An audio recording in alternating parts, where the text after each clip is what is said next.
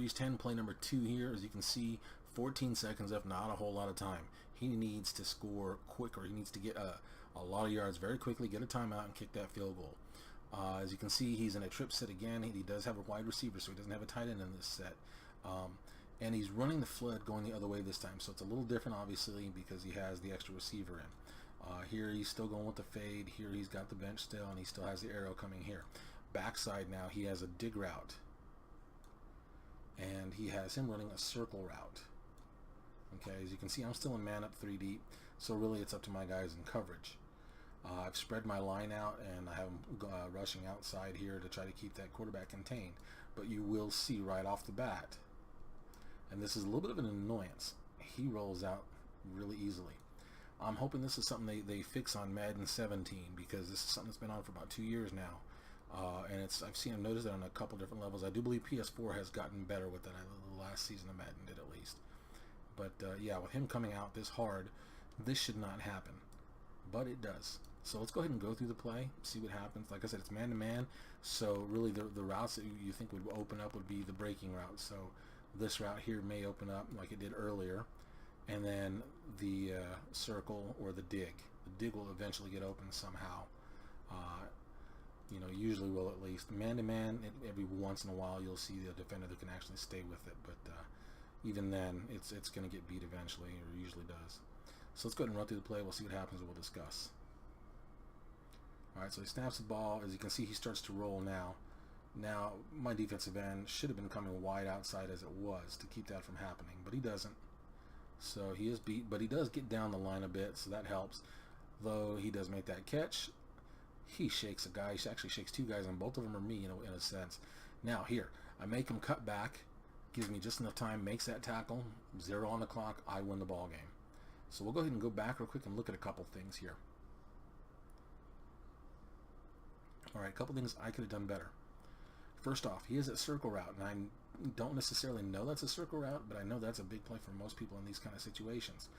Because you want any kind of play that will break, especially when it's against man-to-man. He probably knows this is a man up 3 deep, because that's pretty much what I run every time I'm in a you know, end of the game scenario here, and that's what a lot of people run. So what I should have done was actually align him right here, so that he has less of a distance to go. He doesn't have to run as hard to stay with Lynch and put himself in bad position. And I'll show you what I mean by that in a second here. So right here, look, you see how hard he's running there just to get in position here? Now, once he starts to make that break, you see he's turning up a little bit, and then he's going to break inside. He's got my guy now turned back facing the other way. So he has me beat already. Cuts in the middle, cuts across. My guy even turns around the wrong way. Guys, if you get turned around, that's fine. That's going to happen. Sometimes you get your back to the field. The moment you decide to turn back inside, you do not want to turn back this way, okay? All that does is put you out of position when you know your receiver's coming across. Now, if you turn the other way and gain depth as you're running, even if he makes that catch, you're going to be there to make a tackle, okay? In this case here, he turns. That makes it slower. It's a lot slower turn because you're changing direction completely. And it's a complete redirect as opposed to rounding it off and gaining depth, okay? So he puts himself in bad position. No chance of really making that play there at all, or even, you know, making the tackle as he catches it. So now here's another thing, and this is all my fault. All right, we'll go just right there. You see that where I just get juiced out of my shorts? That should never have happened. At this point here, guys, I know I've got a guy here. I know I've got a guy here. I should never be coming inside like this. I should have been coming straight down. So no matter what he does, he's getting squeezed on from all points.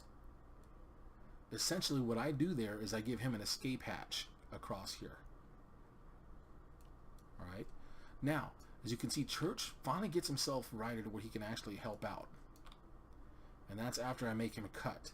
So that gives Church a chance, and he just misses a tackle. And you see me there, I pull my guy off, and that's just me thinking it's going to give me one of these guys to try to make a tackle. I end up pulling my guy away from the play, which, you know, that irritates me because it's very inconsistent sometimes on how it or what player it gives you. So in this case, I switch over here now, and as you can see, I make him break. I make him cut again. And why do I do that? Now, I don't know if I'm going to make this tackle, but I do see this guy trailing. And I do know he's a pretty fast player. That's Byron Jones. The kid is very fast. And I know this is their back. This is Marshawn Lynch. Great player, one of the best in the league, especially, back in these days. His ratings are still pretty high. But he's not the fastest guy in the world. He's a power back.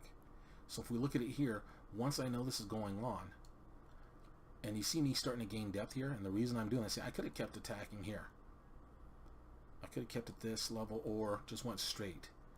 And if I'd have done that, he would have had to make a very hard cut, which would have definitely given me a better position for this.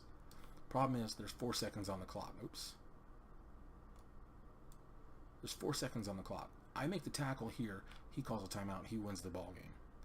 So I take the chance here. All right. I gain depth. I'm giving him this lane.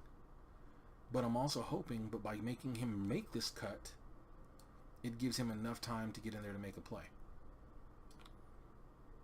And that's what happens. I get blocked eventually. But my guy there, he's still got a little bit of juice left. You can see there, he's still got his juice all the way up to here.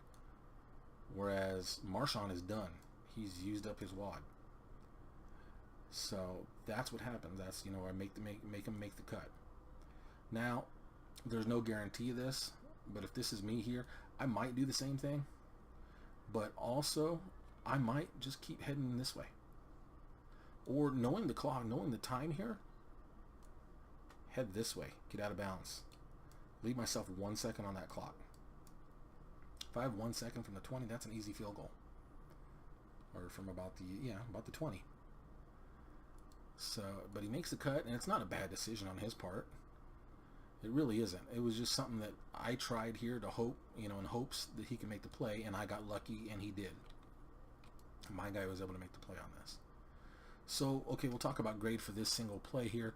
Obviously, it's a 0 for play success. He had the play success.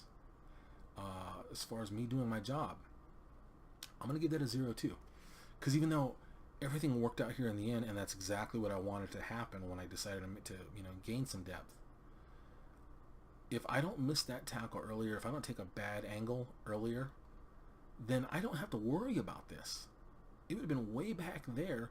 He calls a timeout with about 4 seconds, so he has one more chance at a Hail Mary, but odds are in my favor.